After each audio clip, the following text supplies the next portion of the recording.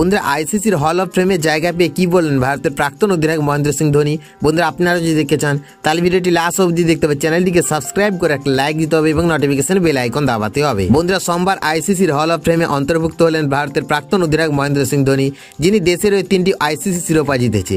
16 বছরের দীর্ঘ আন্তর্জাতিক ক্যারিয়ারে ধোনি 538টি ম্যাচে খেলেছেন, সব ফর্মেট মিলিয়ে করেছেন 17,266 রান এবং 829টি ডিসমিসাল আউট করেছেন। বন্ধুরা আইসিসি এক বিবৃতিতে জানিয়েছেন, চাপের মুহূর্তে অতুলনীয় শান্ত মানসিকতা এবং চমৎকার কৌশলী নেতৃত্বের জন্য প্রশংসিত।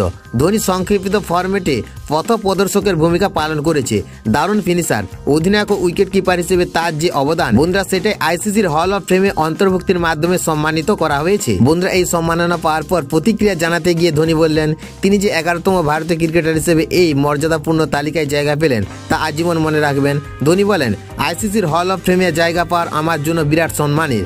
এটা এমন একটি সম্মান যা বিশ্বজুড়ে বিভিন্ন প্রজন্মের ক্রিকেটারদের অবদানকে স্বীকৃতি দেয়। এত কিংবদন্তিদের সঙ্গে নিজের নাম জড়িয়ে যাওয়া অসাধারণ অনুভূতি। বন্ধুরা আমি এই সম্মান আজীবন লালন করে রাখবো।